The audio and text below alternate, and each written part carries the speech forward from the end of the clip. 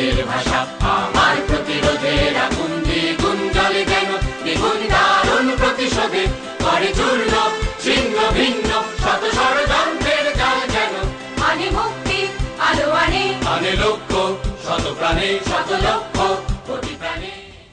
প্রিয় দর্শক, আমন্ত্রণ জানাচ্ছি নিউজ আওয়ার এক্সট্রা অনুষ্ঠানে। আমাদের আজকের অনুষ্ঠানের শিরোনাম আমার প্রতিবাদের ভাষা। দেশ জুড়ে যা হচ্ছে সেটার প্রতিবাদ বিভিন্ন রাজনৈতিক দল, বিভিন্ন সংগঠন বিভিন্নভাবে করছেন, কিন্তু একটা বড় জনগোষ্ঠী চুপ করে আছে। এই চুপ করে থাকাই কি আমাদের প্রতিবাদের ভাষা? এরকম একটি প্রশ্ন নিয়ে আমাদের আজকের অনুষ্ঠান আমরা শুরু করছি। আমাদের সঙ্গে আছেন ডক্টর জাফর ইকবাল। তার নামের আগে কোনো বিশেষণের দরকার হয় না। আমাদের এই তরুণ প্রজন্ম এবং বাংলাদেশের জন্য যিনি প্রেরণা হিসেবে কাজ করেন। জাফর ইকবালের সঙ্গে আমাদের লিঙ্ক স্টুডিওতে যারা বসে আছেন দুই দফায় যুক্ত হবেন। অনেকেই আছেন আমাদের এই অনুষ্ঠানে আজকে যোগ দেবার জন্য আসছেন। বিভিন্ন ইউনিভার্সিটির ছাত্রছাত্রীরা আছেন, তাদের মধ্যে আপাতত 6 জন আছেন, আবারও দ্বিতীয় পর্বে আরো 6 জন একসঙ্গে যুক্ত হবেন। আমরা বার্ন ইউনিটে যাব। বার্ন ইউনিট থেকে আমরা কথা শুনবো ডক্টর জাফর ইকবালের সঙ্গে। বার্ন ইউনিটে যারা রোগীরা যারা আছেন, যারা এই হরতাল অবরোধে এই সহিংসতার শিকার হয়েছেন, যারা চিকিৎসা নিচ্ছেন, তাদের মধ্যে কেউ কথা বলবেন, তাদের আত্মীয় স্বজনেরা কেউ কথা বলবেন। তাছাড়া আমাদের এই আয়োজনে আমরা আজকে চেষ্টা করব গাইবান্ধার সাদুল্লাপুর এবং কুড়িগ্রামের নাগেশ্বরে যাবার। পুরো আয়োজনটির সঙ্গে থাকবেন আশা করছি। আমরা স্যার শুরু করি আপনার কাছ থেকে, যে আমরা কোথায় জানি চুপ হয়ে আছি, মানে এই নীরবতার আসলে ব্যাখ্যাটা কি? না, এখন আমার মনে হয় যে এই নীরবতার ব্যাখ্যাটা আসলে আমি নিজেও খুঁজে পাচ্ছি না আসলে। কিন্তু এটাও সত্যি যে আমরা দৈনন্দিন জীবনে আমরা যে সমস্ত ব্যাপারগুলো দেখি সেগুলি আমরা কিভাবে হ্যান্ডেল করতে হয় আমরা মোটামুটি জানি, কিন্তু যখন তার থেকে ব্যতিক্রমে কিছু হয় অবশ্যই আমার একটু সময় লাগে বুঝতে ব্যাপারটা কী হচ্ছে। কারণ আমরা তো কখনো চিন্তা করি নাই যে আমার দেশের একটা ট্রেনের লাইন উপড়ে ফেলা হবে, একটা ট্রেনকে ডিরেইল করা হবে, ভিতরে মানুষজন সহ মানুষজন মারা যাবে, কিংবা একটা বাস যাচ্ছে তার ভিতরে একটা পেট্রোল বোমা ছুড়ে দেওয়া হবে, সেখানে মানুষজনকে পুড়িয়ে মারা হবে, কিংবা কারো বাসাতে গিয়ে গভীর রাতে তার ছেলে কিংবা সন্তানের সামনে সেই মানুষটাকে হত্যা করা হবে, যেখানে খুশি সেখানে ককটেল বোমা ছোড়া হবে। হরতাল পরের দিন ঘোষণা করা হয়েছে কিন্তু আগের রাতে বাস পুড়িয়ে দেওয়া হবে, তাই না? এই জিনিসগুলো তো আমরা আসলে অভ্যস্ত না। তো কাজেই এই আমি প্রতিবাদ করতে পারি যেখানে নাকি আমার সমান সমান একজন মানুষ আমি যে ধরনের কাজ করি তার থেকে অন্য একটা কাজ করছে, আমি প্রতিবাদ করতে পারি। কিন্তু যেখানে আমার প্রতিপক্ষ একটা ত্রাস সৃষ্টি করছে, একটা সন্ত্রাস সৃষ্টি করছে, একটা আতঙ্ক সৃষ্টি করছে, ভয় সৃষ্টি করছে, সেখানে প্রতিবাদটা ঠিক কোন ভাষায় করতে হবে সেটা বুঝতেও তো সময় লাগে। কিন্তু মৌখিকভাবে প্রতিবাদ করে রাস্তায় নেমে আসা প্রতিবাদ করার আগের স্টেজটা হচ্ছে গিয়ে মানুষকে জানা, বোঝা এবং সেই জিনিসটাকে ঘৃণা করা। আমার মনে হয় সেটা কিন্তু শুরু হয়েছে। আমি জানা বোঝার জায়গায় আমরা আছি, সবাই মোটামুটি জিনিসটা বুঝেছে, এবং এটা যে কেউ এটাকে যে সমর্থন করছে না। স্যার এই যে এই নীরবতা নানানভাবে ব্যাখ্যা করে, যে যার সুবিধা মতো ব্যাখ্যা করে। এই নীরবতা মানে হলো যখন যারা এই সন্ত্রাস করছে তারা মনে করছে যে জনগণ আমাদের সঙ্গে আছে, আর আবার এই নীরবতাকে যখন নাকি আমরা ক্ষমতাসীন দল বা প্রশাসন যখন ঠিকঠাক মতন করে এগুলোর বিরুদ্ধে ব্যবস্থা নিতে পারছে না, তখন তারা তাদের মতন করে তাদের দলে ভেড়াচ্ছে। কিন্তু সব সময় বাংলাদেশ তো এই বাংলাদেশ নয়। আর যারা প্রতিবাদ করতে যায় তাদের মধ্যে এক ধরনের দ্বিধা কাজ করছে, যে আজকে নিশ্চয়ই জাফর ইকবালের মনেও এটা কাজ করছে যে আমি আসলে একটা যদি প্ল্যাকার্ড নিয়ে দাঁড়াই, কোন দল কিভাবে এটাকে কালার করবে, সেটা তো একটা সমস্যার মধ্যে আমরা পড়েছি। এরকম সংকটে কি স্যার আমরা যে 71 ঘুরে ফিরে 71-এর কথা বলি, নানা রকমের আন্দোলনের কথা বলি, সেই 90-এর গণ আন্দোলনের কথা বলি, সেই সময় কি এই ক্রাইসিসটা ছিল স্যার? যে সিভিল সোসাইটি বা একজন মানুষ, সচেতন মানুষ যখন কি গণতন্ত্রের জন্য দাঁড়াবে, মানুষের জন্য দাঁড়াবে, তখন তার ভেতরে একটা ভয় থাকবে যে আমি আসলে কোন দলের লেভেল আমার উপরে লেগে যাবে। না, এটা মোটেই শুনুন, আসলে আমরা সবাই জানছি, অনেক সময় হয়তো মুখ ফুটে একজন বলছে না, কিন্তু সবাই বুঝতে পারছে এখানে কিন্তু দুটো ভিন্ন ভিন্ন বিষয় আছে। একটা হচ্ছে নির্বাচন, আর একটা হচ্ছে যুদ্ধাপরাধীদের বিচার। তো এখন এই যে সন্ত্রাসীরা হচ্ছে, এটা কি নির্বাচনের পক্ষে সন্ত্রাসী হচ্ছে নাকি যুদ্ধাপরাধীদের বিচার ওদের রক্ষা করার জন্য সন্ত্রাসী হচ্ছে? তাই না? যদি পরিষ্কার করে বলা হতো যে আজকে যে বাসটা পোড়ালাম, এই বাসটা আমি পোড়ালাম আমার নির্বাচনে তত্ত্বাবধায়ক সরকারের জন্য, কিংবা আজকে যে মানুষটাকে আমি খুন করলাম এই মানুষটাকে খুন করলাম, তাই না? তাহলে জিনিসটা পরিষ্কার হতো। মানে কিন্তু কাজে দুটা কিন্তু ভিন্ন, একদম ভিন্ন ব্যাপার। আমার নির্বাচন নিয়ে মানুষের মানে অনেকের ভিতরে একটা ক্ষোভ আছে, আই আন্ডারস্ট্যান্ড, আমি পরিষ্কার করে সেটা বুঝতে পারি। সেই নির্বাচনটা সঠিকভাবে করার জন্য এটা একটা রাজনৈতিক প্রক্রিয়া, তুমি রাজনৈতিক প্রক্রিয়া কাজ করো, আমাদের কোনো আপত্তি নেই, তাই না? এই মনকে হরতাল ডাকলো আমি মানতে রাজি আছি, ঠিক আছে তুমি হরতাল ডেকেছো, কিন্তু দ্য মোমেন্ট হরতাল ডেকে তার আগের রাতে বাস পুড়িয়ে একটা মানুষকে মারা হবে, আমি কিন্তু রাজি না, তাই না? ওটা করা যাবে না। রাজনৈতিক প্রক্রিয়া আছে আমাদের একটা, মানে আমার বড় বড় সব লোকজন, পরিচিত মানুষজন বিষাক্ত রাজনীতি বিষাক্ত রাজনীতি বিষাক্ত রাজনীতি বলছেন। আমি দেখলাম যে ইউনাইটেড নেশনসের তারা একটা ছোট বাচ্চাদের একটা জরিপ নিল, তারা কেউ রাজনীতি পছন্দ করে না, তাই না? কিন্তু আমার দেশের সবচেয়ে গুরুত্বপূর্ণ অংশ হচ্ছে রাজনীতি। আমার দেশটা কি ভালোভাবে চলবে, সামনে চলবে, উন্নতি করবে কিনা, সঠিক সিদ্ধান্ত নেবে কিনা, সেটা রাজনৈতিকভাবে না হবে। এখন আমি সবাইকে বুঝালাম যে রাজনীতি খুবই কুৎসিত একটা ব্যাপার, রাজনীতি জঘন্য একটা ব্যাপার, তোমরা রাজনীতি থেকে সরে থাকো, এটা কিন্তু ঠিক না। কাজে আমি খুবই মানে বিরক্ত হয়েছি যখন আমি দেখেছি যে একটা জরিপ নিল। একটা জরিপ দিয়ে কিন্তু যা খুশি বের করে নিয়ে আসা যায়। আমি এই মোমেন্টে জরিপ করতে পারি, ছোট বাচ্চাদেরকে জিজ্ঞেস করতে পারি তোমরা কি চকলেট খাবে না ভাত খাবে, ওরা সবাই বলবে চকলেট খাবে। লিডিং প্রশ্ন হ্যাঁ, একেবারে। আমি বললাম চকলেট খাবে। আমি বললাম হ্যাঁ আমাদের দেশের বাচ্চারা আসলে চকলেট খাবে, চকলেট দেওয়া দরকার।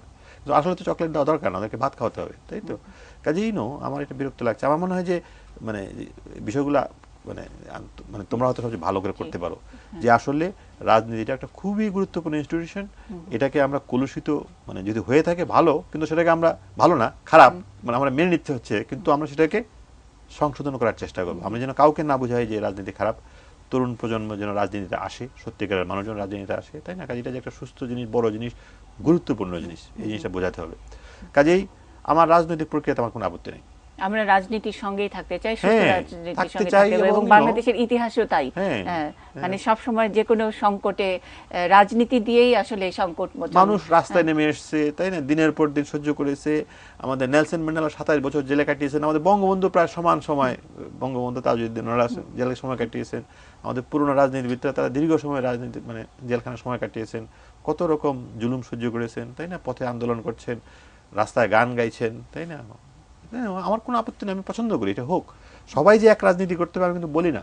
কিন্তু স্যার ঠিক এই মুহূর্তে যেরকম একটা অবস্থা, সকলে বলছে শ্বাসরুদ্ধকর অবস্থা, কি হচ্ছে দেশে, এই 5 তারিখে নির্বাচন হচ্ছে, কি হবে কি হবে না, আবার নির্বাচন না হলে কি হবে, যুদ্ধাপরাধীর ইস্যু, এগুলো অনেক কিছু আমরা একসাথে করে অনেক প্রশ্নেরই উত্তর নাই, কিন্তু আমরা বলছি একটা অবরুদ্ধ শ্বাসরুদ্ধকর অবস্থা।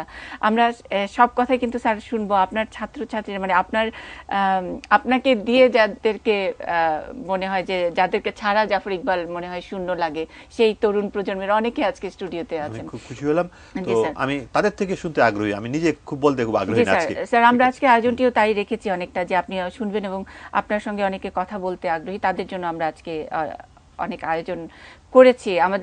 আমরা একটু যাই ঢাকা মেডিকেল কলেজের বার্ন ইউনিটে। আমি তো আমার মেয়েকে নিয়ে আমি 21 টিভিতে যাচ্ছিলাম রিপোর্ট করানোর জন্য। আর আমি কখনো ভাবি নাই যে আমি এরকম বোমের আঘাতে আমি এবার হাসপাতালে এসে, আজকে আমার 29 দিন চলছে আমি হাসপাতালে পড়ে আছি। আমার সংসার সব নষ্ট হয়ে গেছে, আমরা এখন সব দিক দিয়ে অসুস্থ, আমরা অর্থনৈতিক সব দিক দিয়ে আমরা এখন অসুস্থ হয়ে গেছে। আমার পরিবারটা এলোমেলো হয়ে গেছে। শুধু আমার না, আমরা যারা ছিলাম তারা আমরা সবাই এখন এই একই অবস্থায় আছি। আপনারা আমাদের এইভাবে মারবেন না, এইভাবে আমাদের হাসপাতালে ফেলে রাখবেন না ভাই। আমরা নবীজির প্রিয় জীব, নবীজি আমাদের মারতে বলে নাই।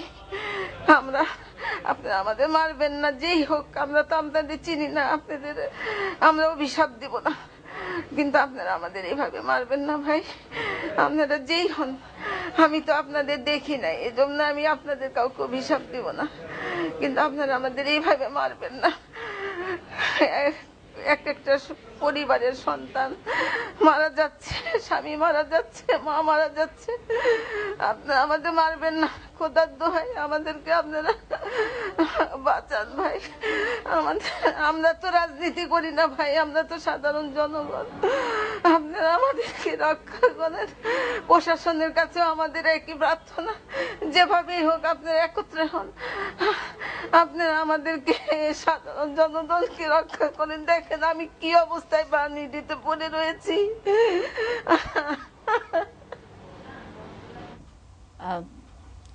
আমরা তো গীতা সেনের কথা শুনলাম, উনি আজকে 21 দিন ধরে উনি আছেন হসপিটালে। উনি হচ্ছে আপনারা যেই হন, মানে ওনার আকুতির মধ্যে যেটা ছিল যে আমরা যারা বাসে আগুন দিল তাদেরকে আমরা অভিশাপ দিব না। আপনি তো বলছেন রাজনীতির কথা, এবং রাজনীতির মাধ্যমেই আমরা এগিয়ে যেতে চাই এবং সমস্যার সমাধানও রাজনৈতিকভাবে হবে।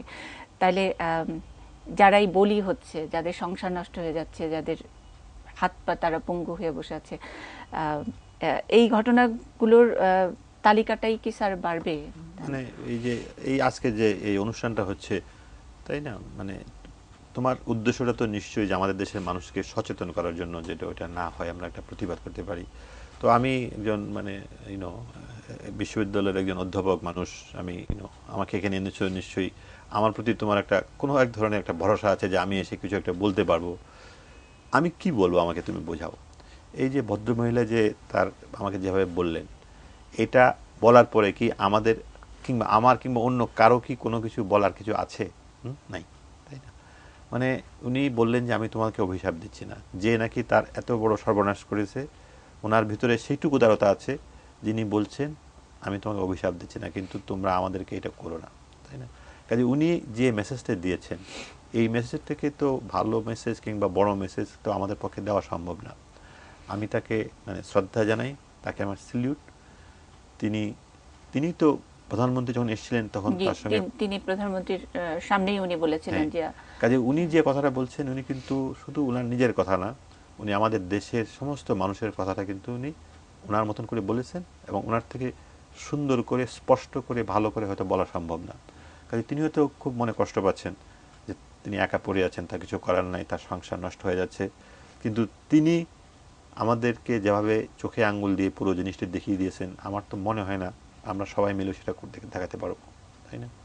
কাজেই উনি যেটা বলছেন তার সঙ্গে এত আমাদের আর যুক্ত করার কিছু নাই, তাই না? আমরা সেটা শুনতে পারি, শুনে আমরা ভিতরে এক ধরনের শক্তি পেতে পারি যে উনি তো এটাকে সহ্য করছেন, তারপর তো ওনার ভিতরে সেই উদারতা আছে যে আমিও তোমাকে অভিশাপ দেই, তাই না? আমাদের মানুষের ভিতরে এর থেকে বড় সৌন্দর্য আর কি থাকতে পারে, এত কষ্ট করার পরেও।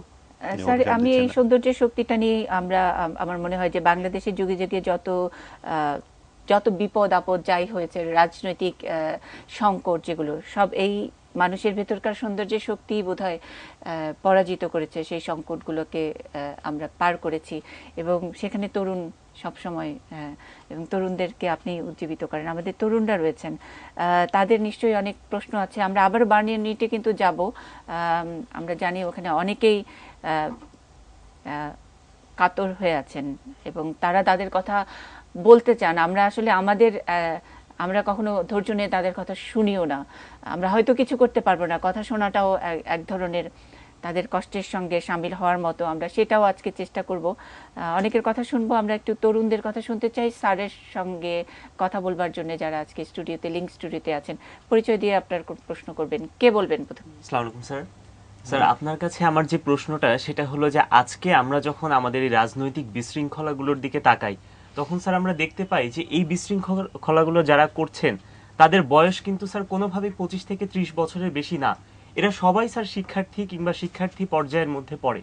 তাহলে স্যার আমরা যেটা দেখি যে আমাদের এই স্বাধীনতা বিরোধী শক্তির যে রাজনৈতিক দলগুলো আছে, তাদের স্যার মোড়কের নিচে যখন বুয়েট, ঢাকা মেডিকেল কলেজ কিংবা ঢাকা বিশ্ববিদ্যালয়ের আমাদের তরুণ প্রজন্মরা যখন স্যার যুক্ত থাকে, তখন এটাকে স্যার আপনি কিভাবে মূল্যায়ন করবেন? এটা কি স্যার আমাদের রাষ্ট্রযন্ত্রের ব্যর্থতা না, যে আমাদের এই তরুণ প্রজন্মকে তারা ধরে রাখতে পারে নাই?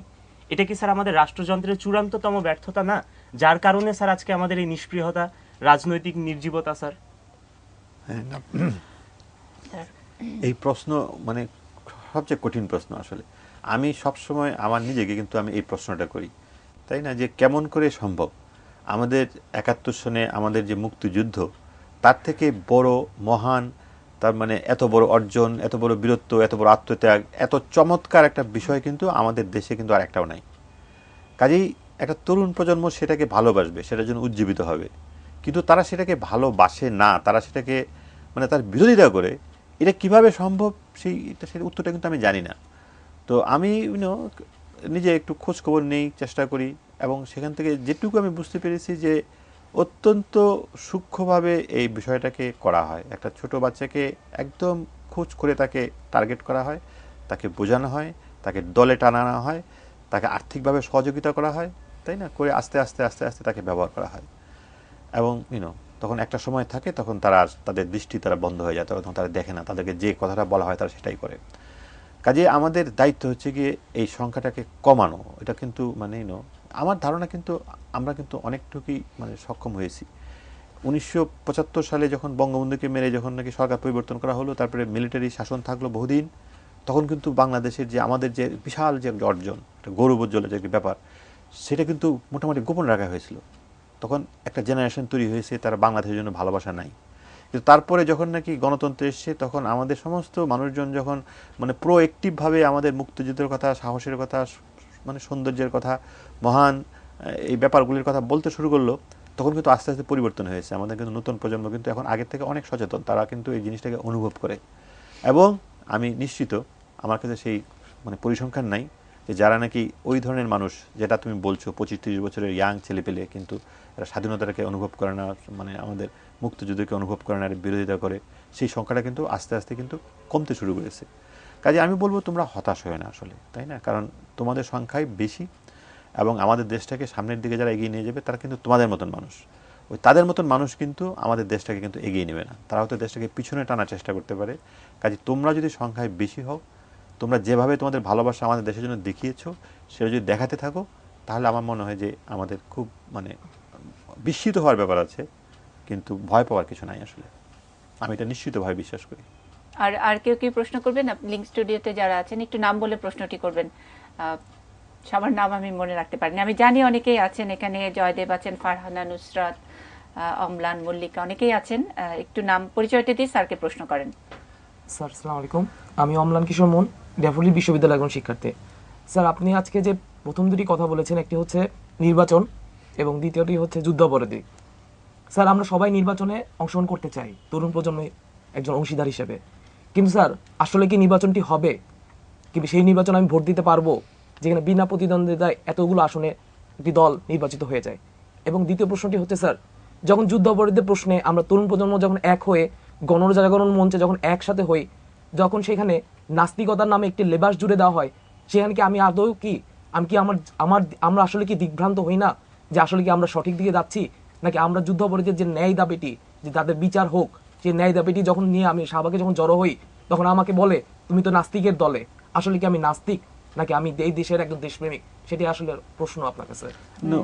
অম্লানের প্রশ্নের সাথে স্যার আমার একটু যোগ করার আছে, নির্বাচন নিয়ে যেটি আপনি এখন প্রতিবাদ করতে গেলেও যেরকম একটা দ্বিধা মানুষের মধ্যে, যে কোন দিকে, আর এখনো দেশের যে অবস্থা, আমরা যদি 5ই জানুয়ারি নির্বাচনটি সামনে রেখে কোথাও গিয়ে কথা বলতে গেলেই এই একই প্রশ্ন আসবে, এটা কি নির্বাচন, প্রথম কথা, এবং এই নির্বাচন কি বাংলাদেশের মানুষের কাছে কাঙ্ক্ষিত কিনা, আর জোর জবরদস্তি নানান কিছু আছে, এবং তার উল্টো দিকের আসলে বিষয়টি কি?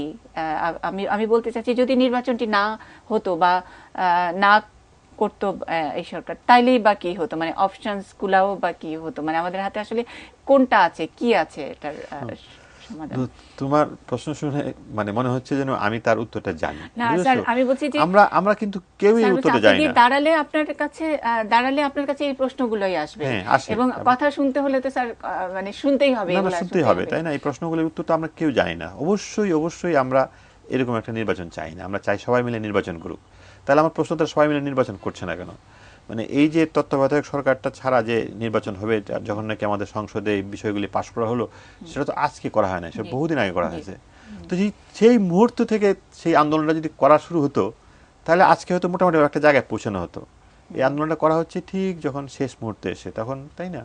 এবং এই রাজনৈতিক নেতৃবৃন্দ তারা নিজেরা মিলে একটা সমঝোতায় পৌঁছাতে পারছেন না, এইটা হচ্ছে আমার কাছে সবচেয়ে রহস্য, তাই না? আমার এটা কি হতে পারে যে তারা সবাই মিলে, এই যে ভদ্রমহিলা যে আগুনে পুড়ে আছেন, তাই না, কষ্ট পাচ্ছেন, তারা কি এগুলি দেখেন না, তাই না? তারা তো এটা দেখা উচিত, এ ধরনের একটা করার জন্য।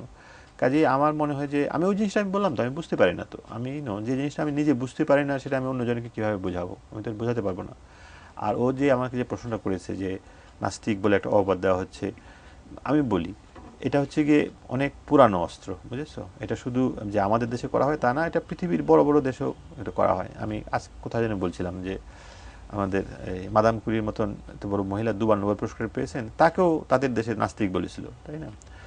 আর সবচেয়ে কথা হচ্ছে গিয়ে তোমাকে যখন কেউ বিভ্রান্ত করার চেষ্টা করে, তুমি কি বিভ্রান্ত হতে রাজি আছো কিনা, তাই না? আমি আশা করবো যে তুমি বিভ্রান্ত হতে রাজি থাকবা না। তুমি যে জিনিসটা বিশ্বাস করো সেটা সঠিকভাবে বিশ্বাস করবে এবং সেটার জন্য তুমি কাজ করবে। তোমাকে কে কি বলছে না বলছে তাতে কিচ্ছু আসা যায় না। আসলে তুমি নিজেকে জিজ্ঞেস করবে যে আমি কি ঠিক কাজটা করছি। তুমি নিজে যদি ঠিক কাজ করো, তোমাকে যে যেভাবে বলো কিছু আসা যায় না আসলে, তাই না? কাজে এইটা হচ্ছে তুমি নিজের থেকে তো আর বড় তো আর কোনো মানুষ নাই। তুমি নিজেকে জিজ্ঞেস করো যে আমি কি এটা করবো না করবো না, আমি না করলে কি হবে, তাই না? কাজে এবং তোমরা, আমি বললাম তো আমার তো দীর্ঘ অনেক বয়স হয়েছে, আমি অনেক কিছু দেখেছি এই বয়সে। আমি যেটা দেখেছি যে মানুষের ভিতরে একটা সৌন্দর্য আছে এবং একটা শক্তি আছে, তাই না? ওই সৌন্দর্যটা এবং এই শক্তিটাকে স্পর্শ করো এবং তাহলেই তুমি দেখবে যে আসলে পৃথিবীটা কলুষিত না। খারাপ মানুষের সংখ্যা খুবই কম, কিন্তু এই খারাপ মানুষগুলি অল্প কজন মানুষ মিলে এমন একটা পরিস্থিতি সৃষ্টি করতে পারে যখন মনে হয় যে কি হলো, সমস্ত পৃথিবী কি রসাতলে গেল কিনা, কিন্তু আসলে রসাতলে যায় নাই, বুঝেছো? পৃথিবীতে সঠিক মানুষের সংখ্যাই বেশি। আমরা একটা ছোট্ট বিরতিতে যাব। অম্লান এবং অম্লানের সঙ্গে অনেকেই আছেন, থাকুন আপনারা। এবং আমরা জানি যে আমরা বার্ন ইউনিটে অনেকে আছেন। ডক্টর জাফর ইকবাল আমাদের সঙ্গে আজকে এই অনুষ্ঠানে আছেন। ডক্টর জাফর ইকবালের সঙ্গে ওনারা কথা বলতে চান। আমরা আমাদের সহকর্মীরা আছেন, তাদের মাধ্যমে বিরতির পর ফেরত এসে আবারও আমরা বার্ন ইউনিটে যারা দগ্ধ, যারা সংকটে আছেন, তাদের অনেকের আমরা কথা শুনবো। থাকুন এটি নিউজের সঙ্গে। আমার প্রতিবাদের ভাষা, আমার প্রতিরোধের আগুন দ্বিগুণ জ্বলে যেন, দ্বিগুণ দারুণ প্রতিশোধে করে চূর্ণ ছিন্ন ভিন্ন শত ষড়যন্ত্রের জাল যেন। আনে মুক্তি আলো আনে, আনে লক্ষ্য শত প্রাণে শত লক্ষ্য কোটি প্রাণে। আমার প্রতিবাদের ভাষা, আমার প্রতিরোধের আগুন।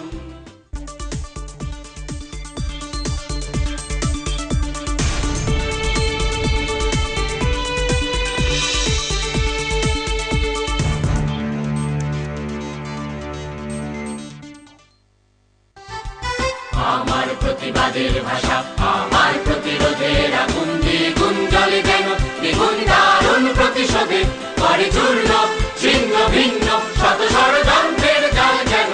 আনে মুক্তি আলো আনে, আনে লক্ষ্য শত প্রাণে শত লক্ষ্য কোটি প্রাণে। আমার প্রতিবাদের ভাষা, আমার প্রতিরোধে।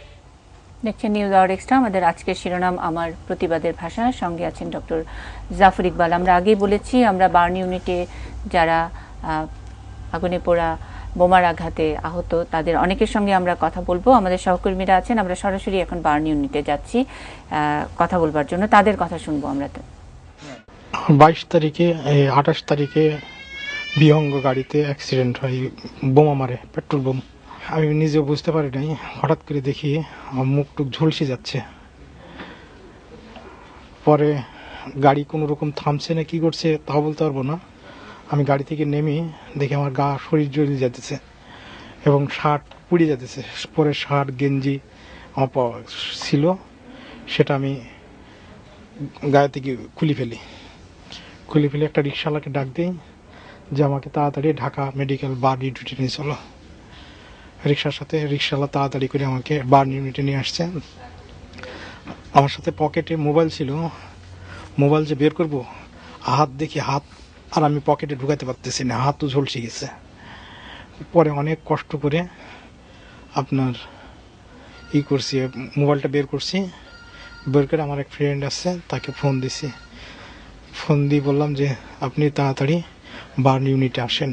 আমরা তো সাধারণ পাবলিক, আমাদেরকে নিয়ে সিনেমিনি খেলার দুজনের কারোরই অধিকার নাই। এই যে এই রাজনীতি ওরা যেন বন্ধ করে। স্যার, আমরা শুনছিলাম রাহাজুল, উনি একটা প্রাইভেট কোম্পানিতে কাজ করেন এবং সেই আমরা জানি যে শাহবাগের যে বাসের আগুন ধরিয়ে দেওয়া হলো অবরোধ, দ্বিতীয় দফা অবরোধের আগের দিন তিনি অগ্নিদগ্ধ হয়েছেন। যে কথাটি বলছিলেন যে দুই নেত্রীর দিকে ইঙ্গিত দিয়ে বলছিলেন যে কারোই আসলে ছিনিমেনে খেলার অধিকার নাই।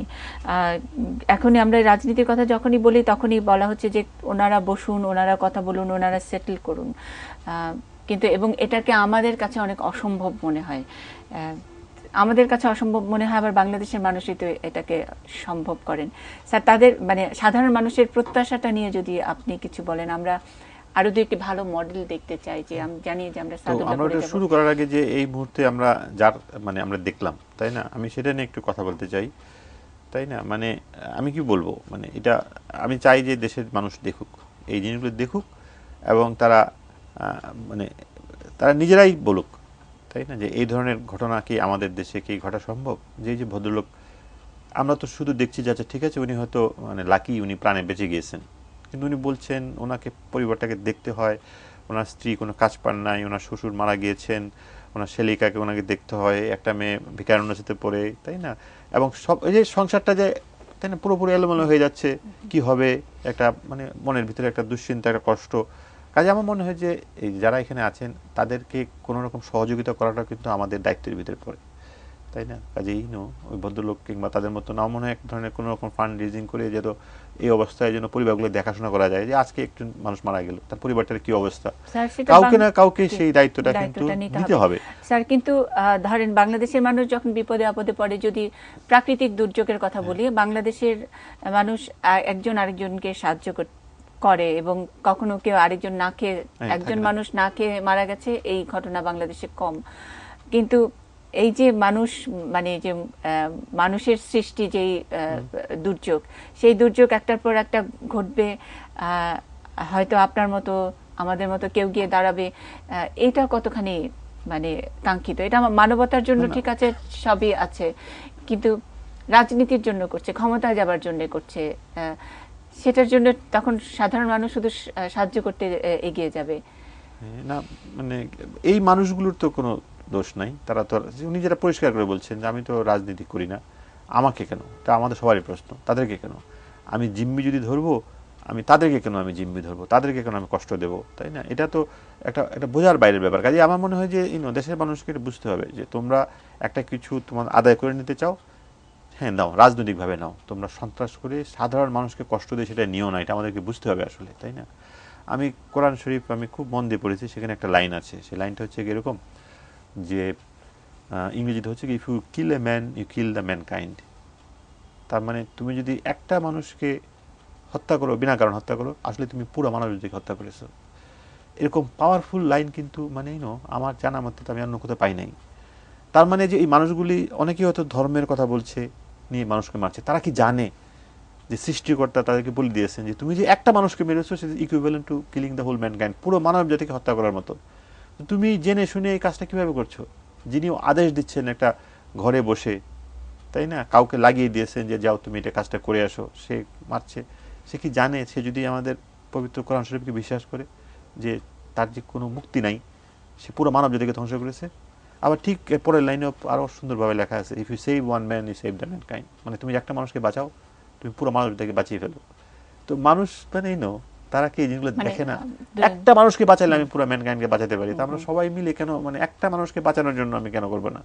একটা রাজনৈতিক প্রক্রিয়াকে একটা কোনো একটা উদ্দেশ্য করার জন্য মানে দ্য মোমেন্ট আমি ঠিক করি যে হ্যাঁ আমি প্রয়োজনে একটা বৃহত্তর প্রয়োজনে আমি একটা মানুষকে হত্যা করতে রাজি আছি, তখন সাথে সাথে বোঝা গেল যে এটা শেষ, এটা দিয়ে আসলে কোথাও কিছু হবে না, দিস ইজ ফিনিশড, এটা গ্রহণযোগ্য না, কোনোভাবে গ্রহণযোগ্য না।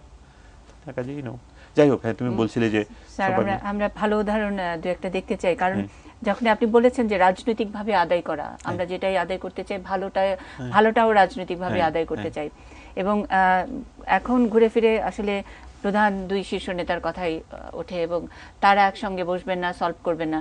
কিন্তু আমাদের গ্রামগঞ্জের অবস্থাটা কি? গ্রামগঞ্জের কি এই রকম এত বিদ্বেষ? সেটা কিন্তু সব সময় আমরা যেটা মনে করছি সেটা অনেক সময় না। আমরা একটু গাইবান্ধায় স্যার আপনাকে নিয়ে যেতে চাই এই তথ্য প্রযুক্তি ব্যবহার করে। আমরা গাইবান্ধায় যাব, গাইবান্ধার সাদুল্লাপুরে খুবই অনন্য একটি উদাহরণ। এই সময়ে যখন চারিদিকে জ্বালাও পোড়াও চলছে, তখন সাদুল্লাপুরের স্থানীয় প্রধান দুই দলের শীর্ষ নেতারা একসাথে হয়েছেন এবং তাদেরকে একসঙ্গে বসিয়েছেন স্থানীয় একটি পত্রিকার সম্পাদক সাংবাদিক মিলন ভাইয়ের সঙ্গে আমরা যোগাযোগ করেছি। মিলন ভাই, আপনি নিশ্চয়ই দেখতে পাচ্ছেন স্যার আপনাদের সঙ্গে আছেন, আপনাদের কথা শুনতে চান, আপনাদের এখানে কিভাবে সম্ভব হলো। আর আমি যদি ছোট্ট করে একটু দর্শকদের উদ্দেশ্যে আপনাদের ঘটনাটি বলি যে এটা অবরোধ চলাকালীন সময়ে স্থানীয় আপনাদের যে বিএনপি নেতা এবং আওয়ামী লীগ নেতা দুজনেই বাচ্চাকে স্কুলে পরীক্ষা শেষ করার পরে ফিরছিলেন এবং তখন জামায়াতের একটি মিছিল এসে দুই নেতাকে বেধড়ক পেটায় এবং তারপরে আপনারা সাদুল্লাপুরের মানুষ আপনারা সব একসাথে হয়েছেন এবং এখানে আপনারা সন্ত্রাস এইভাবে অবরোধ ইত্যাদির নামে কোনো সন্ত্রাস হতে দিবেন না এরকম একটি সিদ্ধান্ত নিয়েছেন। আমরা পুরো ঘটনাটি শুনতে চাই মিলন ভাই, এবং যারা যারা আছেন একটু আমরা শুনতে চাচ্ছি যে কিভাবে এক হলেন, যেখানে আমরা ভাবতেই পারি না যে প্রধান দুই দল একসাথে মিলবেন বা প্রধান দুই নেতা একসাথে সমস্যার সমাধান করবেন। সাদুল্লাপুর কিভাবে মুক্ত? জি মনীষা, আপনাকে অনেক ধন্যবাদ। আমরা সাদুল্লাপুর বাসীর পক্ষ থেকে আপনার এটিএন নিউজকে ধন্যবাদ জানাচ্ছি। স্যারের প্রতি আমার শ্রদ্ধা। আসলে আমাদের সাদুল্লাপুরের যে বিষয়টি হয়েছে সেটি হলো যে আমাদের সাদুল্লাপুর উপজেলা আওয়ামী লীগের সাধারণ সম্পাদক উনি গত 13ই ডিসেম্বর আমাদের সাদুল্লাপুরের একটা ইউনিয়নের জামাত শিবির কর্তৃক আক্রান্ত হয়।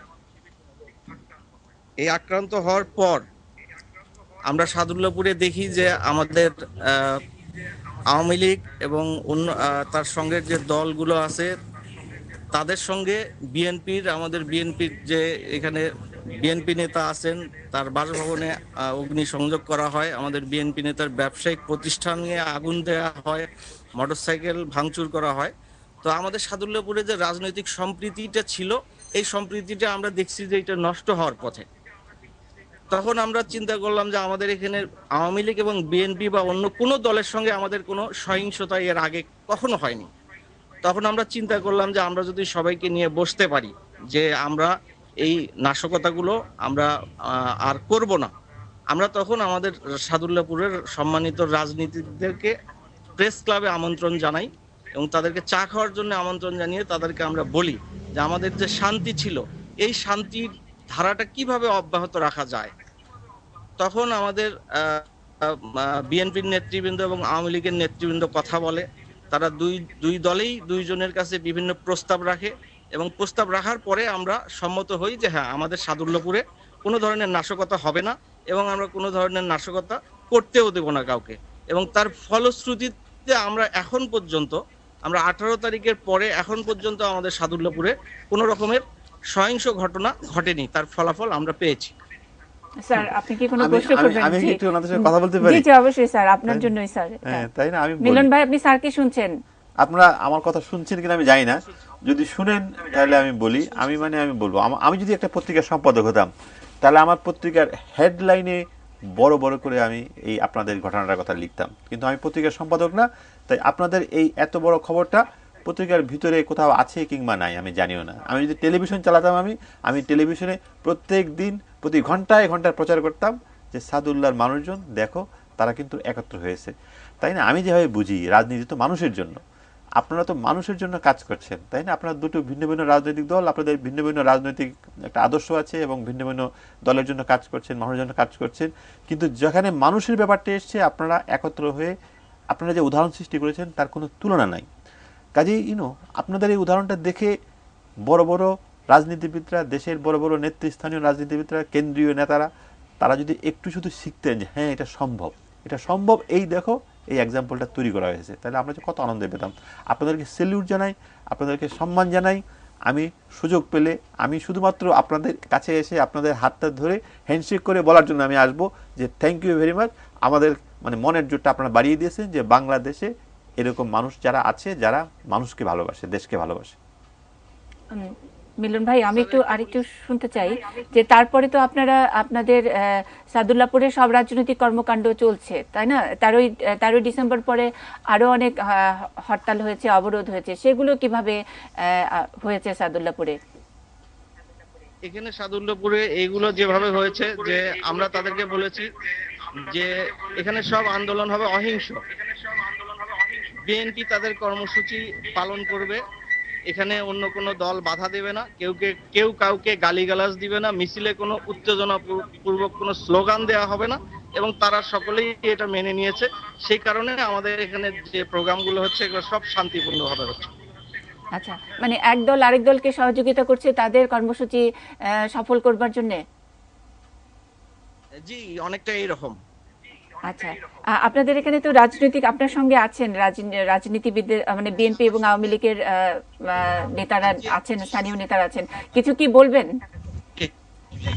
জি, আমার সঙ্গে আওয়ামী লীগের থানা আওয়ামী লীগের সেক্রেটারি আছে, আপনাদের সঙ্গে এখন উনি কথা বলবেন আর কি।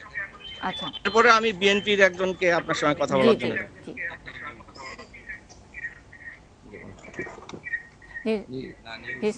আসসালামু আলাইকুম। জি, আপনার কাছে প্রশ্ন। এখন বিপ্লব, জি বিপ্লব ভাই, আমার প্রশ্ন আছে।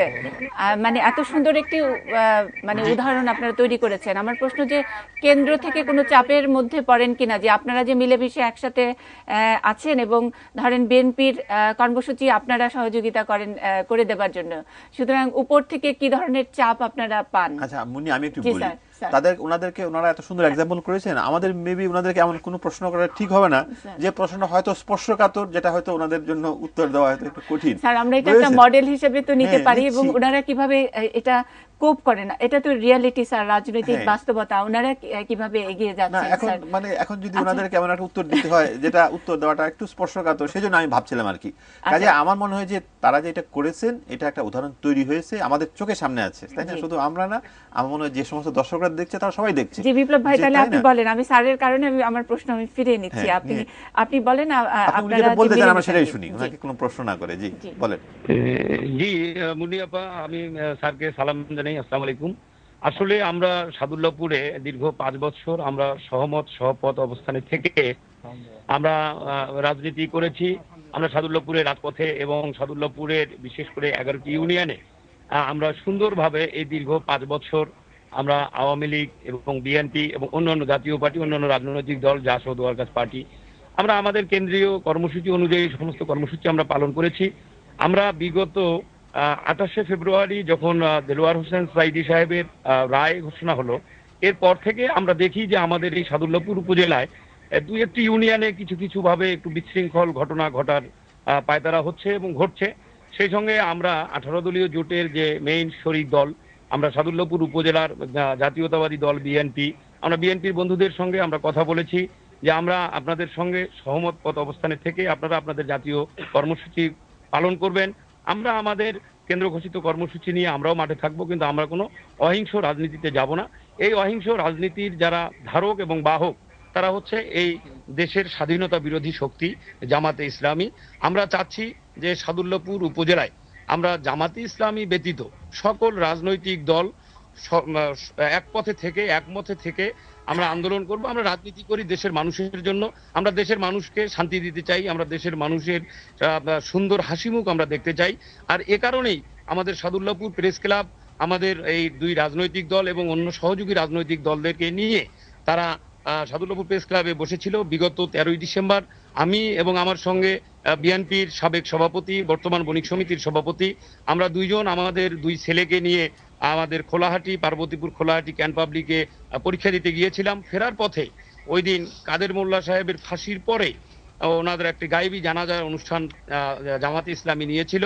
সেই অনুষ্ঠানে আমরা জানি না, আমরা ফিরতেছিলাম আমাদের ছেলেকে নিয়ে, ফেরার পথেই আমরা তাদের আক্রান্ত হই এবং আমাদেরকে, আমরা নিরস্ত্র, আমরা তাদের মিছিলকে স্বাগত জানিয়েছিলাম যে আপনারা যান, আপনাদের প্রোগ্রাম নিয়ে যান। তারপরেও তারা অহিংস হয়ে আমাকে, আমার সঙ্গে 10 বছরের ছোট বাচ্চা ছিল, 10 বছরের ছেলে ছিল, সে থাকা অবস্থায় আমাকে প্রথমে ককটেল মেরে আহত করা হলো। তারপরে আমার উপরে উপর্যুপুরি আঘাত, কিরিসের আঘাত, হকি স্টিকের আঘাত, দায়ের আঘাত, খুরের আঘাত দিয়ে আমার পুরো শরীরে প্রায় 116টি স্টিচ করা হয়েছে, সিলাই দেওয়া হয়েছে। এটা জানার পরে আমার সাদুল্লাহপুর উপজেলার দলমত নির্বিশেষে, ইভেন ব্যবসায়ী যারা আছে তারা সকলেই সাদুল্লাহপুরকে একটি কেন জানি বলা যায় যে আগুনের ফুলকির মতো ফুলে ওঠার করতেছিল। সঙ্গে সঙ্গে আমি রংপুর মেডিকেল কলেজ হাসপাতাল থেকে আমি সাংবাদিক বন্ধুদের সঙ্গে যোগাযোগ করি যে আমাদের সাদুল্লাপুরে যাতে আমার এই ঘটনাকে কেন্দ্র করে আর কোনো সহিংসতা না ঘটে, আর কোনো যেন জ্বালাও পোড়াও না হয়। আমার বিএনপির বন্ধু আমার ডাক্তার মইনুল হাসান সাদিক সাহেবের বাড়িতে এবং হামিদ সাহেবের ব্যবসা প্রতিষ্ঠানে বিশৃঙ্খলতা ঘটনা ঘটেছে। আমি সেটার জন্য বলেছি যাতে আর কোনো ঘটনা না ঘটে আমরা সহমতে থাকতে চাই। তবে আমরা একমত হতে চাই, সেটি হচ্ছে যে আমরা স্বাধীনতা বিরোধী শক্তি জামাতে ইসলামীকে সাদুল্লাপুর মুক্ত আমরা রাখতে চাই এবং এজন্যে আমরা এক পথে এবং একমত হয়েছি। তবে হ্যাঁ, আপনি মুন্নিয়াপা যে কথাটি বলেছেন যে সেন্ট্রাল থেকে আপনাদের উপরে এরকম কোনো প্রেশার আছে কি না, ইতিমধ্যে আমাদের বিএনপির বন্ধুদের উপরে হয়তোবা কিছুটা প্রেশার এসেছে, কিন্তু আমরা সেইটিকে বলছি যে আমরা লোকাল রাজনীতিতে একসঙ্গে থেকে এক পথে থেকে আমরা মানুষজনকে শান্তি দিতে চাই। আমরা সেন্ট্রালি ওনারা যা বলছে আপনারা আপনাদের প্রোগ্রাম করবেন এবং এই উপজেলায় দীর্ঘ 5 বছরে জামাতে ইসলামী কোনো প্রোগ্রাম করতে পারেনি, ঢুকতে পারেনি। এই শেষ সময় আমরা তাদেরকে ঢুকতে দিতে চাই না মুন্নিয়াপা। এটা আমরা চাই যে এইভাবে সারা বাংলাদেশ। অনেক ধন্যবাদ বিপ্লব ভাই। আমরা একটু আপনার বন্ধুর কাছ থেকে শুনি, আপনার বিএনপির যিনি আছেন তার কাছ থেকে একটু শুনি তার অভিজ্ঞতা। জি হ্যাঁ, আপনি শুনে।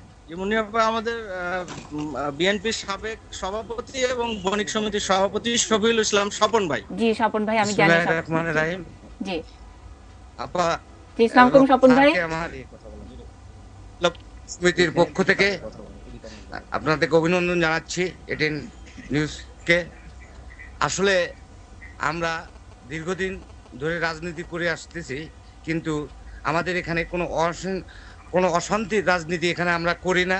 সেই কারণেই ইতিমধ্যে একটি ঘটনা আওয়ামী লীগের সেক্রেটারি সাহেব বলল, এই ঘটনার পরে আমাদের কিছু এখানে সাদুল্লাপুর সাদিক সাহেব, আমাদের বিএনপির সাদিক সাহেব তার বাড়িতে এবং আমার যুব দলের সভাপতির গাড়িতে আগুন লাগার কারণে এখানে আসলে মিডিয়াটা আপনার প্রেস ক্লাব আমাদেরকে এই ঘটনার পর আমাদের সাদুল্লাপুর যারা আমরা রাজনীতি করি এবং ব্যবসায়ী মহল যারা আমরা আছি তাদেরকে ওনারা আমাদেরকে দাওয়াত দিয়েছিলেন ওনাদের প্রেস ক্লাবে।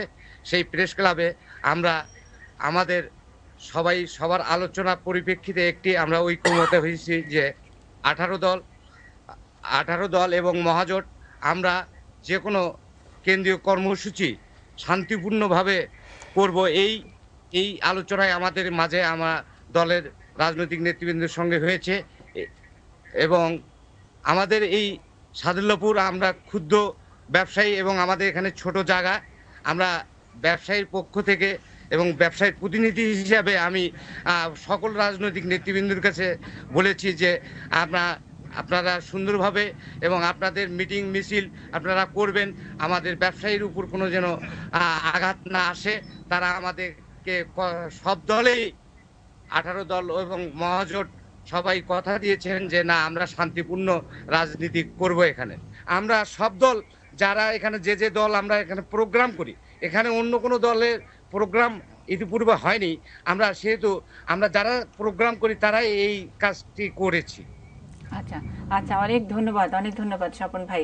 স্যার কিছু মানে আমি বললাম তো যে আমরা একটু আগে আলোচনা করছিলাম যে এটা কেমন করে সম্ভব।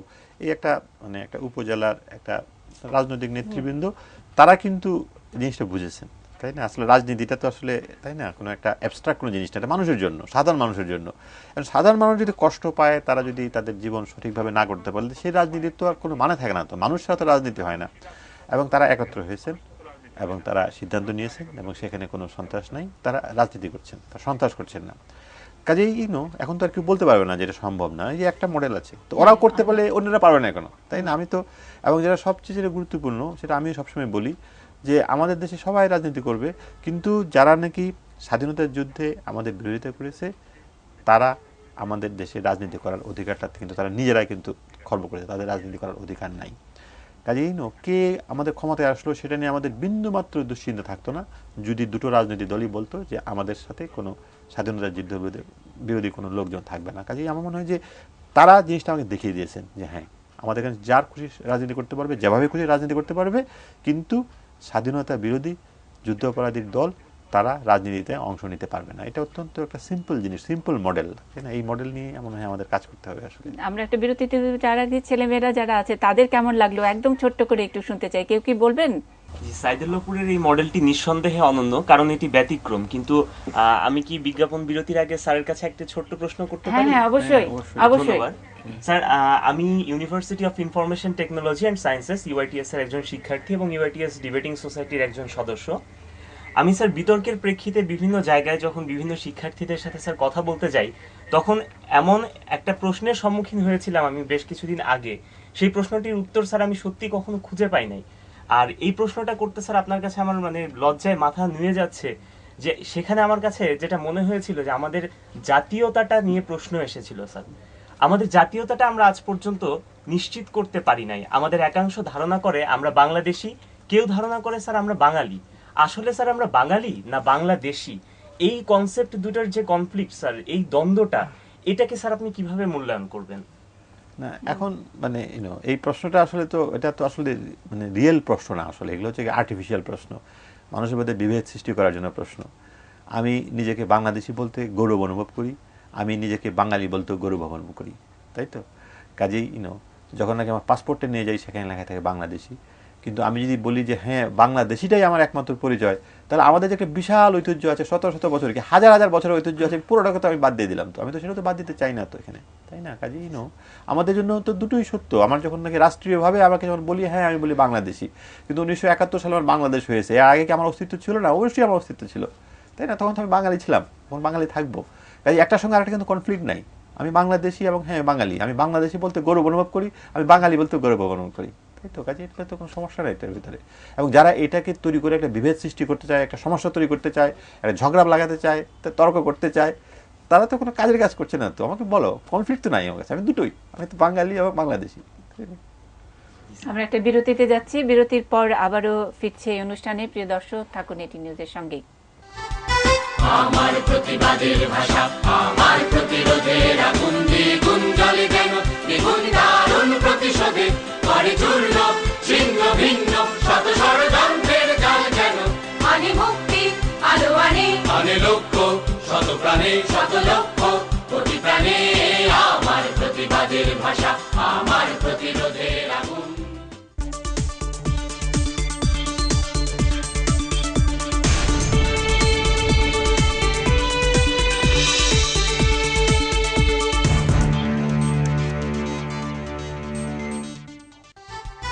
আমার প্রতিবাদের ভাষা, আমার প্রতিরোধের আগুন দ্বিগুণ জ্বলে যেন, দ্বিগুণ দারুণ প্রতিশোধে করে চূর্ণ ছিন্ন ভিন্ন শত ষড়যন্ত্রের জাল যেন। আনে মুক্তি আলো আনে, আনে লক্ষ্য শত প্রাণে শত লক্ষ কোটি প্রাণে। আমার প্রতিবাদের ভাষা, আমার প্রতিরোধে। দেখছেন নিউজ আওয়ার এক্সট্রা। আমাদের আজকের শিরোনাম আমার প্রতিবাদের ভাষা। সঙ্গে আছেন ডক্টর জাফর ইকবাল। আমাদের লিঙ্ক স্টুডিওতে তরুণরা রয়েছেন, স্যারের সঙ্গে কথা বলবার জন্য যারা আজকে স্টুডিওতে লিঙ্ক স্টুডিওতে আছেন, পরিচয় দিয়ে আপনার প্রশ্ন করবেন। কে বলবেন প্রথমে? আমি জয়দেব নন্দী, ঢাকা বিশ্ববিদ্যালয়ে পড়ছি। স্যার, আমার একটি প্রশ্ন আছে, বিনয়ের সাথে আমি সেটি করতে চাই। আগামী 29 ডিসেম্বর আমাদের মাননীয় বিরোধী দলীয় নেত্রী বেগম খালেদা জিয়া ঢাকায় অভিযাত্রা নামক মার্চ ফর ডেমোক্রেসির ডাক দিয়েছেন। তিনি সবাইকে জাতীয় পতাকা এবং লাঠি হাতে করে ঢাকায় আসার আহ্বান জানিয়েছেন। আমরা জানি যে কুখ্যাত যুদ্ধাপরাধী দেলোয়ার হোসেন সাইদি, তার যে ফাঁসির রায় হয়েছিল, ঠিক সেই দিন থেকে আজ পর্যন্ত সারা বাংলাদেশে যে পরিমাণ মানুষকে পুড়িয়ে মারা হয়েছে বা ধর্মকে কলঙ্কিত করা হয়েছে, ধর্মগ্রন্থকে পোড়ানো হয়েছে, বা ধর্মীয় যে প্রতিষ্ঠান, সেই প্রতিষ্ঠানকে ভেঙে দেওয়া হয়েছে, গুঁড়িয়ে দেওয়া হয়েছে। আমার মাটি, আমার মা, আমার মসজিদ, আমার মন্দির, আমার মিনারকে করা হয়েছে ক্ষতবিক্ষত। আমার জাতীয় পতাকা, আমার প্রাণের পতাকাকে পদদলিত করা হয়েছে, পোড়ানো হয়েছে। আমার প্রশ্নটি হচ্ছে, স্যার, যারা আমার জাতীয় পতাকা পোড়ালো, যারা আমার জাতীয় পতাকাকে পদদলিত করলো, তাদের হাতে মাননীয় বিরোধী দলীয় নেত্রী জাতীয় পতাকা তুলে দিবেন আনুষ্ঠানিকভাবে, বিগত দিনে যেমনটি দিয়েছিলেন ঠিক তেমনিভাবে তুলে দিবেন। তারা ঢাকায় আসবেন, সেই জাতীয় পতাকা হাতে করে নিয়ে উল্লম্ফন করতে করতে ঢাকায় আসবেন। মুক্তিযোদ্ধারা কি কষ্ট পাবে না? স্যার, আমাদের এতে কি মুক্তিযুদ্ধের চেতনা ভুলণ্ঠিত হবে না? আর মার্চ ফর ডেমোক্রেসির নামে স্যার এটি কি নিছক বাঙালি জাতির সাথে হিপোক্রেসি কিনা, এই প্রশ্নটি আপনার কাছে বিনয়ের সাথে রাখছি। ধন্যবাদ। তোমার প্রশ্নটা ধরো খুবই একটা কি বলবো, একটা মানে লেজিটিমেট প্রশ্ন, একটা জটিল প্রশ্ন, তাই তো? তুমি বলছো যে জাতীয় পতাকাটাকে ব্যবহার করছে যারা নাকি আমাদের বাংলাদেশের বিরোধী, তাদের হাতে জাতীয় পতাকাটা তুলে দেওয়া হচ্ছে। আমাদের দেশে যে ব্যবহার জিনিসটা, মানে ব্যবহার জিনিসটা কিন্তু ভালো না। ধর্ম খুব ভালো যখন নাকি আমি ধর্ম পালন করি, কিন্তু সেই ধর্মটা যখন নাকি ব্যবহার করি কোনো একটা কারণের জন্য, তখন কিন্তু সেইটা ভালোটা আমরা খুঁজে পাই না। জাতীয় পতাকাটাও ঠিক একই ব্যাপার, তাই না? এটা খুব ভালো, এটা আমার জাতীয় পতাকা, আমি একদম বুকে ধারণ করি। কিন্তু আমি যদি দেখি যে এই জাতীয় পতাকাকে কোনো একটা উদ্দেশ্যে ব্যবহার করা হচ্ছে, তখন কিন্তু তার সমস্ত সৌন্দর্য নষ্ট হয়ে যায়, বুঝেছো? তো সাধারণ মানুষের উপরে বিশ্বাস রাখো। সাধারণ মানুষ কিন্তু খুব ভালো বুঝতে পারে। কারো কিন্তু আমাদের বাংলাদেশের মানুষের মতন রাজনৈতিক সচেতন মানুষ কিন্তু সারা পৃথিবীতে নাই। আমি সেটা আমার নিজের কথা বলছি না, আমি অন্যদের কথা বলছি। কাজেই কেউ যখন নাকি এই ধরনের একটা কাজ করতে চায়, তার ভিতরে যদি সত্যিকারের সুন্দর মহৎ উদ্দেশ্য না থাকে, সেটা কিন্তু ধরা পড়ে যায় আসলে, বুঝেছো? কাজেই না, এখন ধরো আমি কিন্তু চাই, আমি বারবার কিন্তু বলছি, আমি চাই রাজনৈতিক প্রক্রিয়াটা চালু থাকুক, রাজনীতি করুক। কাজেই মানে যারা নাকি মানে না বিএনপির যে দলটা তারা এখানে আসতে যাচ্ছে কিংবা তারা করতে যাচ্ছে, এটা যদি রাজনৈতিক প্রক্রিয়া হয়, এবার যদি শান্তিপূর্ণ হয়, তাই না, আমার কিন্তু কোনো সমস্যা নয়। আমি কিন্তু চাই দেখতে যে করুক, কিন্তু সেটা সহিংস হয়। হাতের লাঠিটা কিন্তু আমি আগে শুনি নাই। হাতের লাঠিটা কি আছে? হাতের লাঠি হলে আমি সাথে সাথে আমি একটু মানে দুশ্চিন্তায় পড়ে যাবো, তাই না? আমার রাজনৈতিক একটা সংগঠন করার জন্য মতো হাতে লাঠি লাগে না তো। আমার জোর তো লাঠিতে না তো। আমার জোর যদি লাঠিতে হয়, তাহলে আসলে আমার কোনো জোর নাই। আমার জোর হতে হবে আমার নিজের ভিতরে, আমার মানে আমার আন্ডারস্ট্যান্ডিং এর ভিতরে, আমার বিশ্বাসের উপরে। মানুষ হিসেবে আমার জোর থাকবে। লাঠি দিয়ে হাতে যখনই জোর করতে হবে, সেই জোরটা আসলে ঠিক না। কাজে আমি আশা করছি যে এই বোধোদয়টা হবে, সবাই বোধোদয়টা হবে। এই দেশটা আমার দেশ। যুদ্ধ অপরাধীদেরকে পরিত্যাগ করে সবাই মিলে আমরা রাজনীতি করব। এক দল থাকবে, বিরোধী দল থাকবে, সবাই সবসময় যুদ্ধ অপরাধী ছাড়া এবং আমাদের বাংলাদেশের স্বাধীনতার পক্ষে। এটা হতেই হবে। যারা এখান থেকে অন্য কিছু করার চেষ্টা করবে, আমি তোমাকে বলে দিচ্ছি আজকে, তুমি একটা কাগজে লিখে রাখো, তারা বাংলাদেশের রাজনৈতিক দল হিসেবে তাদের কোনো অস্তিত্ব থাকবে না, তাই না? কাজে তাদের নিজেদের রক্ষা করার জন্য তাদের কিন্তু এটা মেনে নিতে হবে। এটা তারা বিশ্বাস করুক আর নাই করুক। আরেকজন হাত তুলেছে, আরেকজন হাত তুলেছে।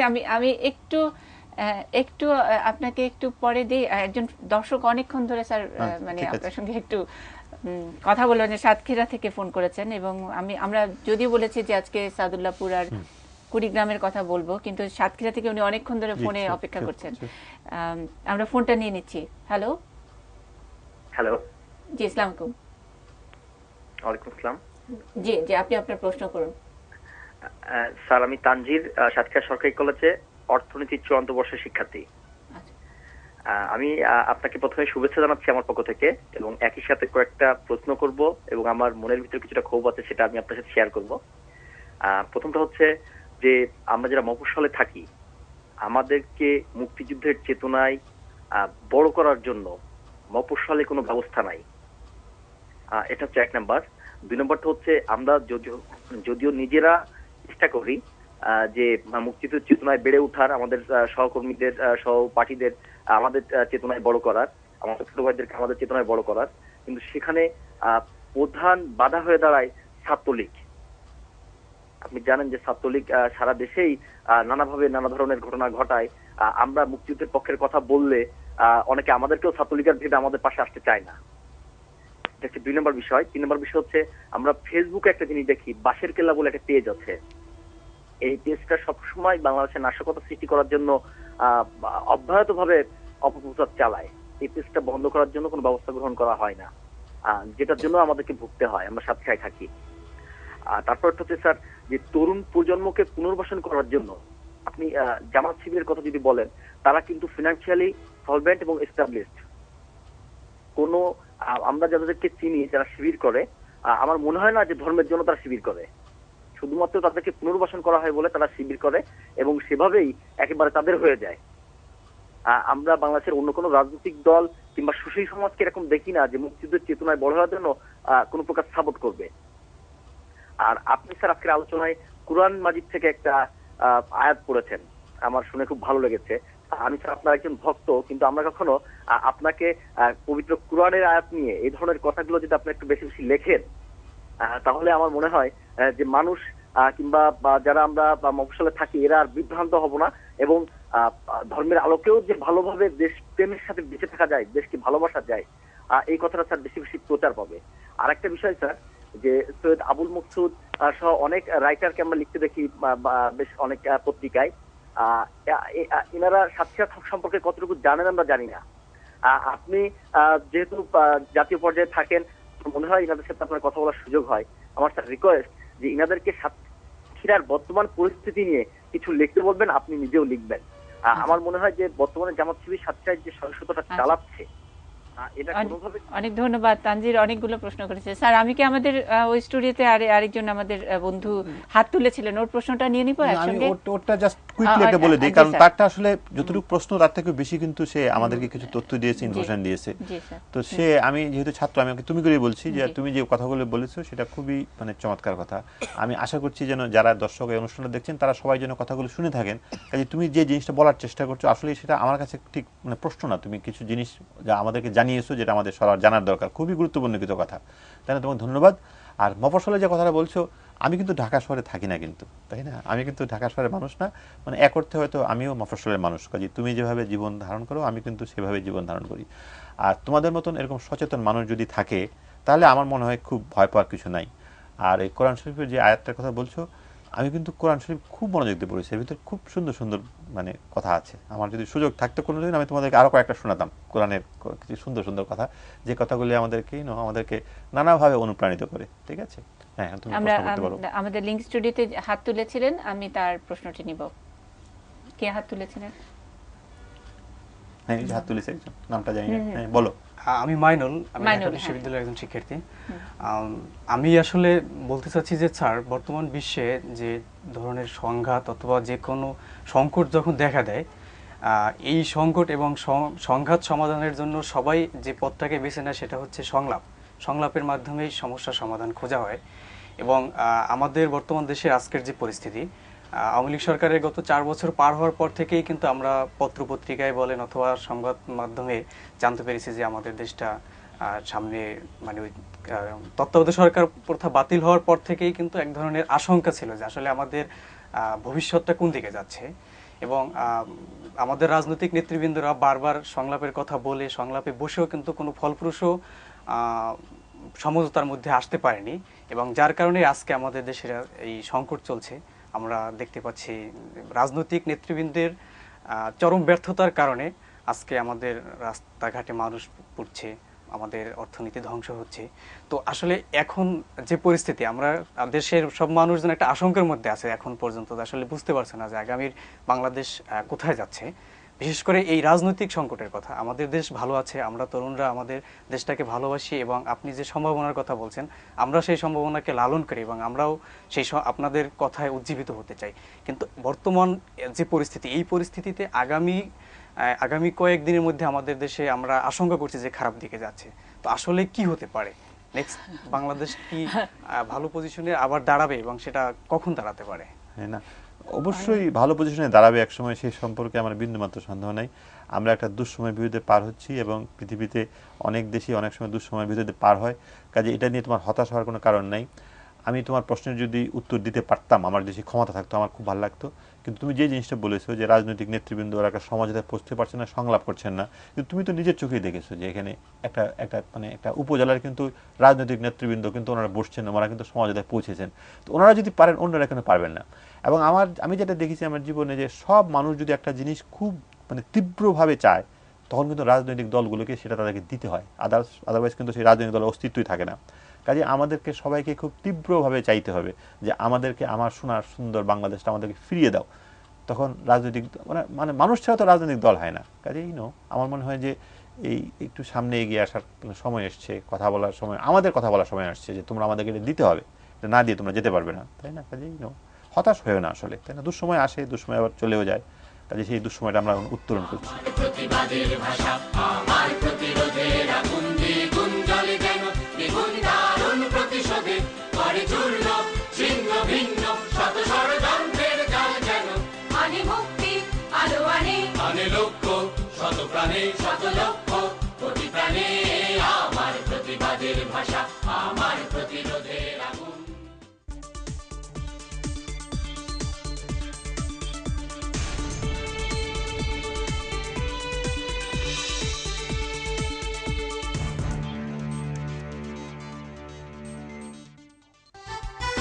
আমার প্রতিবাদের ভাষা, আমার প্রতিরোধের আগুন দ্বিগুণ জ্বলে যেন, দ্বিগুণ দারুণ প্রতিশোধে করে চূর্ণ ছিন্ন ভিন্ন শত ষড়যন্ত্রের জাল যেন।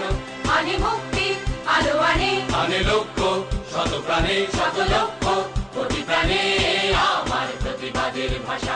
আমরা কুড়িগ্রামের সংযুক্তি পেয়েছি স্যার, আমরা একটু শুনতে চাই ওদের কাছ থেকে, শুনতে চাই কুড়িগ্রামে আমাদের সঙ্গে নাগেশ্বরী, কুড়িগ্রাম নাগেশ্বরী প্রেস ক্লাবে সকলেই আছেন, আমরা একটু শুনতে চাই। ইউসুফ আলমগীর, আপনি শুনতে পাচ্ছেন নিশ্চয়ই আমাদেরকে? জি, আপনাদের কাছ থেকে স্যার শুনতে চাচ্ছেন, আপনারা কিভাবে সম্ভব করলেন? আমরা রাজনৈতিক ব্যর্থতার কথা এতক্ষণ আলোচনা করছিলাম, নেতৃত্বের ব্যর্থতার কথা বলছিলাম, কিন্তু নাগেশ্বরীতে কিভাবে হলো? আর আমরা সবসময় কিন্তু ওরকম জায়গায় আমরা জানি যে সেই একেবারে গ্রামের মাঠ থেকেই আমাদের সমাধান উঠে আসে। এই আলোকে যদি আমাদেরকে কিছু বলেন, আমরা যদি একটু আপনাদের কাছ থেকে শিখতে চাই।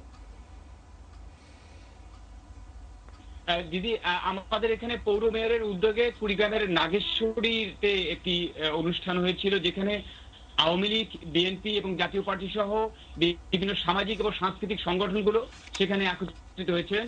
আমার পাশে পৌর মেয়র সাহেব আছেন, তিনি আসলে ব্যাখ্যা দেবেন তিনি কিভাবে এটি উদ্যোগটা নিয়েছিলেন। এখানে আছেন বিএনপির এবং জাতীয় পার্টি এবং আওয়ামী লীগের নেতৃবৃন্দ, তারাও কথা বলবেন। দিদি, আমাদের পৌর মেয়র কথা বলছেন। ওয়ালাইকুম আসসালাম। আমরা একটু শুনতে চাই কি? জি, আমাদের প্রশ্ন আমরা এতক্ষণ করেছি, আমরা একটু আপনাদের মডেলটা নিয়ে আমরা খুবই আগ্রহী। কিভাবে পারলেন আপনারা একসাথে এক কাতারে দাঁড়িয়ে, এবং আপনারা সহিংসতা মুক্ত নাগেশ্বর পৌর ইউনিয়নটি আপনারা করেছেন এবং অনেক দিন ধরে, এবং আপনাদের উদ্যোগটি প্রথম, আমি যদি ঠিক দেখে থাকি, যে 5 নভেম্বরের 5 তারিখে আপনারা এরকম একটি উদ্যোগ নিয়েছেন, এবং তারপর থেকে আপনাদের ওখানে কোনো সহিংস ঘটনা ঘটেনি, রাজনৈতিক সহিংসতার কোনো ঘটনা ঘটেনি।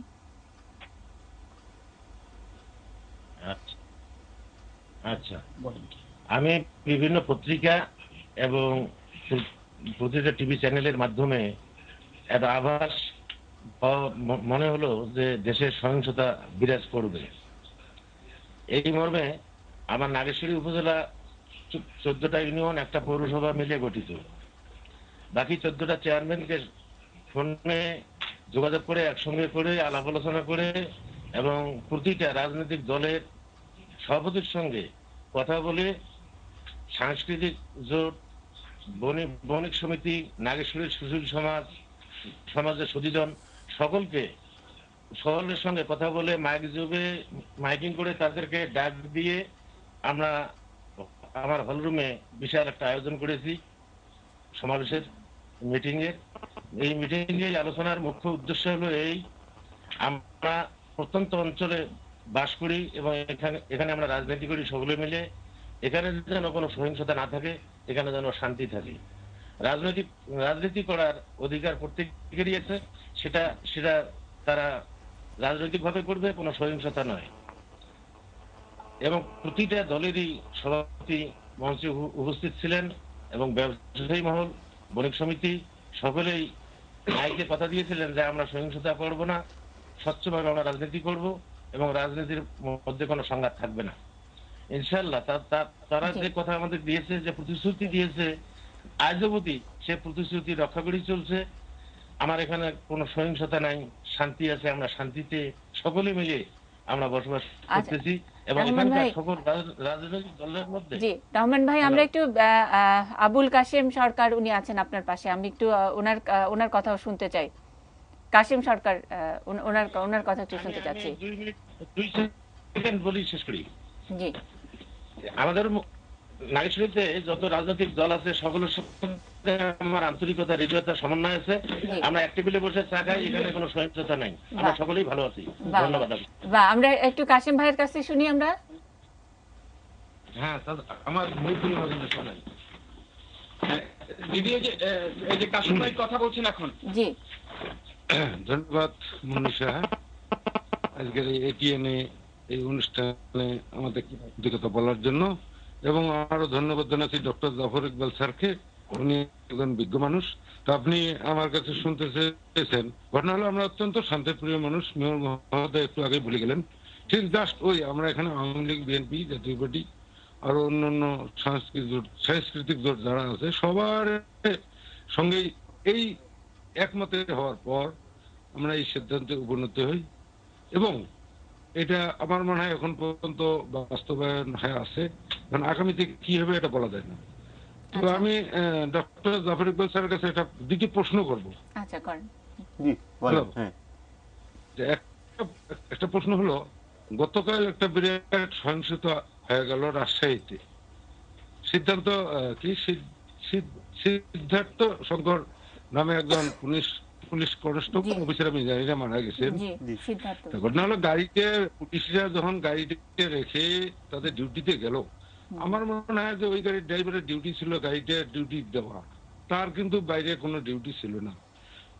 যে ড্রাইভার, যে পুলিশ যে গাড়ি রক্ষা করে না, সে কিভাবে এই আইন শৃঙ্খলা রক্ষা করবে? আমার তো একটা বিরাট সন্দেহ এখানে।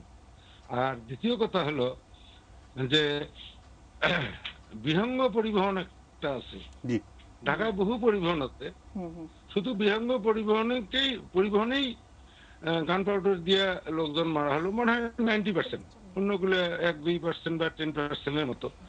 তা ঢাকা এত জনবহুল শহর, যেখানে 15 গজ পর পুলিশ, বিজিবি, র্যাব, তারপরেও এই যে গান পাউডার দিয়ে মারা হইতেছে, কোনো ক্রমেই ধরা পড়তেছে না। এর কারণটা কি? কেন তারা কি দিনের মতো হয়ে আসিয়া গান পাউডার মারে, না অন্য কোনো অদৃশ্য বস্তু হিসেবে আসিয়া গান পাউডার মারে? আমার এটা প্রশ্ন। আর আমরা প্রতিনিয়তই দেখতেছি বাণীনুটে অসহায়, কিন্তু প্রশ্ন হলো সবাই বলতেছে আমরা ভিডিও ফুটেজ দেখিয়ে এর অনেক দিন পরের একটা ব্যবস্থা নেব, কিন্তু একটা কথা আছে, জাস্টিস দিলে জাস্টিস ডিনাই। স্যার তো আমার মনে হয় ভালো করেই জানেন, উনি বিজ্ঞ মানুষ।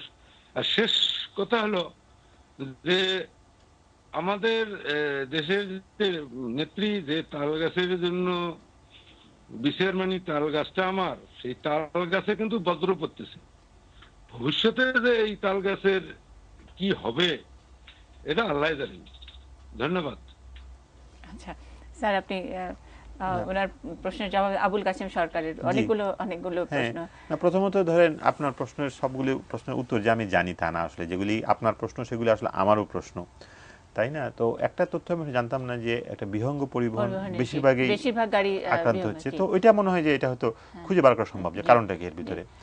আর এই পুলিশ অফিসারদের ওই যে গাড়িতে যে আগুন দেওয়া হলো কালকে রাজশাহীতে, সেখানে ওনারা মানে সঠিকভাবে দায়িত্ব পালন করেন নাই, মানে সেই ব্যাপারটা হয়তো আমাদের একটু মানে দেখা প্রয়োজন যে সত্যি কথা হয়তো একজন পুলিশকে তো অন্ততপক্ষে নিজেদের সেফটি সিকিউরিটিটাকে মেনটেন করতে হবে, সেটা কেন হলো সেটা হয়তো দেখা যেতে পারে। আর উনি বেশ কয়েকবার উনি বলেছেন আমাকে বিজ্ঞ মানুষ, উনি শুনছেন কিনা জানি না, আমি কিন্তু ধরেন বিজ্ঞ মানুষ না সেরকম, আপনারা আমার থেকে আরও অনেক বেশি বিজ্ঞ মানুষ।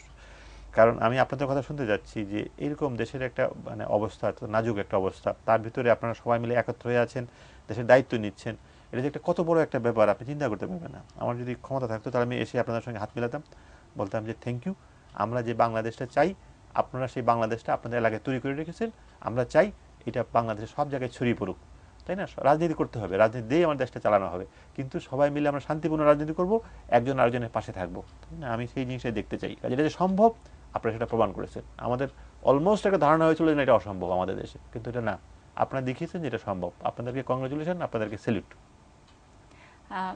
স্যার, আমরা এই যে আজকের অনুষ্ঠানটির নাম রেখেছি আমার প্রতিবাদের ভাষা। প্রথমেই বলেছি যে আমরা নীরব, আমরা আপাতভাবে মনে হচ্ছে যে আমরা কেউ